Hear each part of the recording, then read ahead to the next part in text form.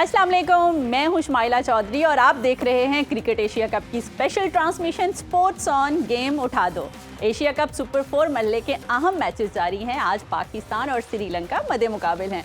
पाकिस्तान ने टॉस जीतकर पहले बैटिंग का फैसला किया और पाकिस्तान के लिए आज का मैच जो है जीतना बहुत ज़रूरी है। ये एक तरह से फाइनल में इनका एंट्री कार्ड है।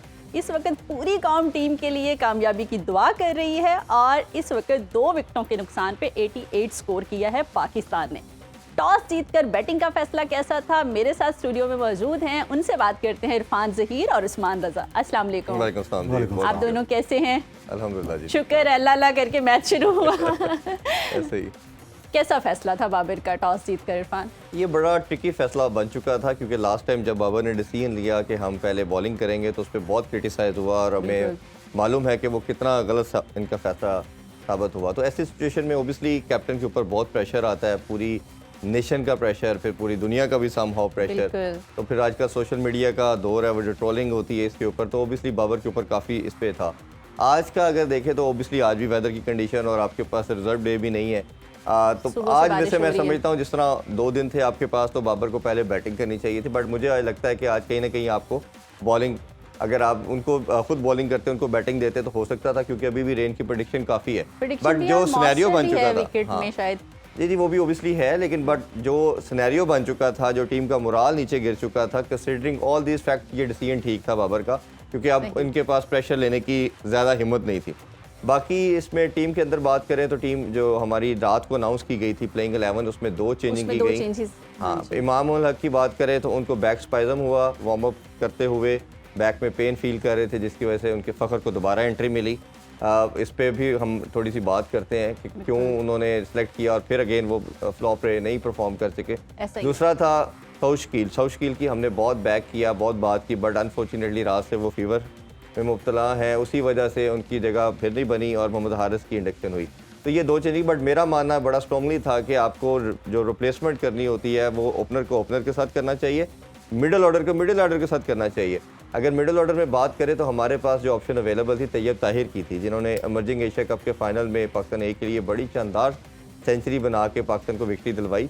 तो ऐसा लड़का जो भी रिसेंटली परफॉर्म करके आया है, उसका ओबियसली मोराल हाई है, कॉन्फिडेंस हाई है, उनको चांस देना चाहिए था। अच्छा, तो ये मेरा ख्याल है अभी हमें जो स्कोर नजर आ रहा है, अब्दुल्ला शफीक ने 50 कर लिया। हाँ, तो माशाल्लाह बड़ा अब्दुल्ला शफीक का आपको हमने प्री ट्रांसमिशन में भी मैंने बात की थी। 2-3 दिन से हम इसी को डिस्कस कर रहे थे। अब्दुल्ला शफीक, आप देखें आप होता क्या है कि जब ऐसी विकेट्स आती हैं जहाँ बैटिंग विकेट्स नहीं है, बॉलर सफ़र कर रहे हैं, बैटर सफ़र कर रहे हैं, तो आपको टेक्निक के ऊपर जाना होता है। देखिए क्रिकेट के फंडामेंटल और बेसिक्स बड़े सिंपल से हैं। आप टेक्निक वाइज सॉलिड हैं तो आप लंबी क्रिकेट खेल सकते हैं। और मैंने यही क्वेश्चन रमीज़ भाई से भी पूछा था कि ओबियसली इनकी जगह बनती है और हमें इन कंडीशन के अंदर मालूम है कि सबसे अच्छा सौशकील और ये खेलेंगे अब्दुल्ला शफीक, और ये दोनों प्रूफ भी कर चुके हैं रिसेंट टेस्ट सीरीज़ के अंदर, और डबल 100 भी इनके क्रेडिट पे है। तो ये उन्होंने प्रूफ किया कि वो टेक्निक वाइज कितना सॉलिड है।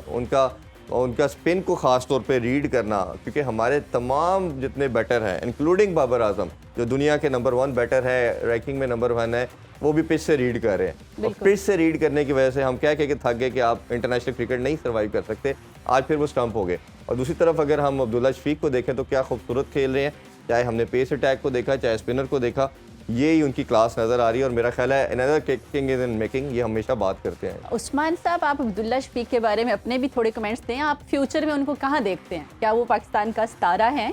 जी बिल्कुल पाकिस्तान का सितारा है। हम तो बड़ी जद्दोमद से 2-3 रोज से ये बात डिस्कस कर रहे हैं कि सौशकील और Abdullah Shafiq tested, tried recently in Sri Lanka, plus solid technique है उनकी, फिटनेस अच्छी है, यंग है, एनर्जेटिक हैं और सिचुएशन को रीड करते हैं वो।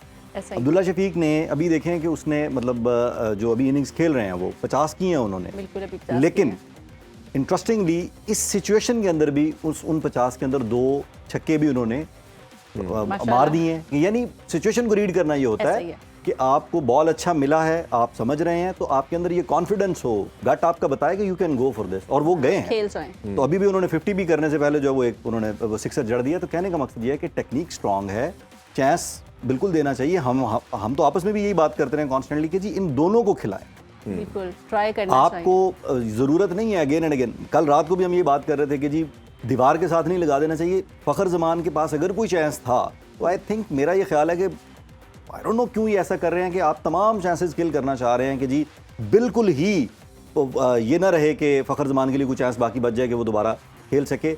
एक एक बंदा जो है वो आउट ऑफ फॉर्म है, उसे ब्रेक दें, उसे दूसरे को किसी को मौका दें। तो Abdullah Shafique is a wonderful decision and he is proving it right now. इस वक्त भी वो साबित कर रहे हैं कि he is a wonderful player. अच्छा, ये जिस तरह का भी वेदर चल रहा है और विकेट का जो है वो बिहेवियर भी चेंज होगा और अभी तक चेंज होगा, अभी ये भी नहीं पता कि दोबारा से बारिश शुरू हो जाए और मैच रुक जाए, तो क्या समझते हैं आप, क्या स्कोर करना चाहिए पाकिस्तान को? बारिश की तो प्रेडिक्शन जो है वो डिफरेंट आवर्स में थ्रू आउट है, 90% 100% तक भी है।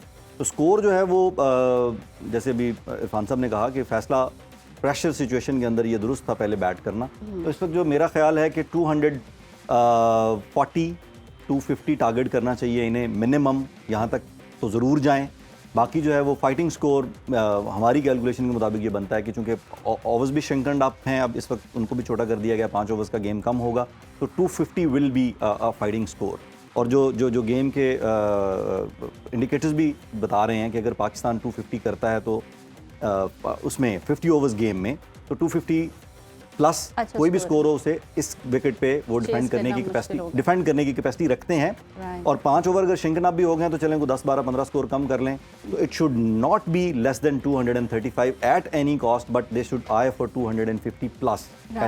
इरफान, जिस तरह इनके स्पिनर्स का काफी ज्यादा कॉन्फिडेंस आउट हो चुके हैं हमने इतना पेस किया, हमारी नजर लगी, नजर नहीं लगानी, बड़ी मुश्किल से पहले मैच शुरू करवाया है, बारिश की दुआएं रुकवा के। दो दुआएं करनी पड़ रही है ना, एक पाकिस्तान की विक्ट्री के लिए, दूसरा बारिश ना हो, और ये बहुत बड़ी विकेट गिर चुकी है, मैच जारी रहे।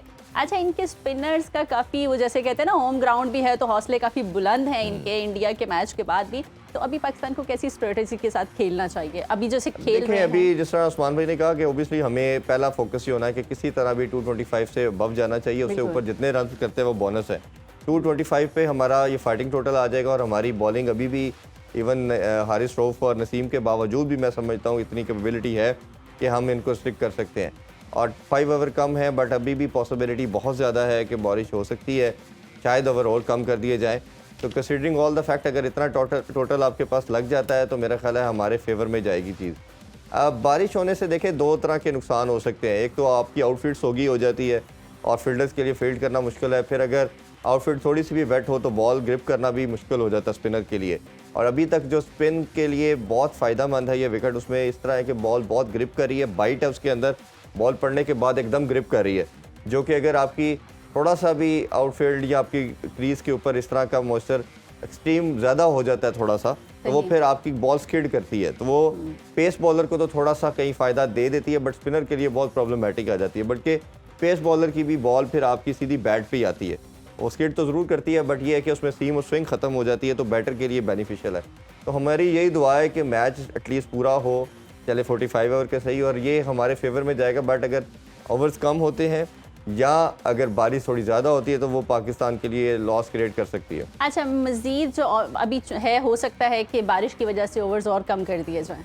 अब वही मैं कह रहा हूँ कि इसलिए ये पॉसिबिलिटी बहुत है, क्योंकि रेन की प्रेडिक्शन रात 11-12 बजे तक है अभी, और ओबियसली अंपायर्स या तमाम ये स्टेक होल्डर चाहेंगे कि मैच किसी तरह कंप्लीट किया जाए, डिसीजन आना चाहिए, क्योंकि ओबियसली फाइनल की एक फाइट है, फाइनल के लिए जाना है। तो इन सारी सिचुएशन को देखते हुए मेरा ख्याल है पाकिस्तान कोशिश तो करेगा किसी तरह 225 के प्लस जितना हो सके। बस इरफान, हमारे प्लेयर्स को कोशिश करनी है और हमें दुआएं करनी है। अब तक के लिए बस इतना ही। क्रिकेट एशिया कप की special transmission sports on game उठा दो जारी है। रात 11 बजे फन से भरपूर स्पेशल प्रोग्राम क्रिकेट मस्तियाँ सुनो न्यूज़ पर देखना मत भूलिएगा। अल्लाह हाफिज़।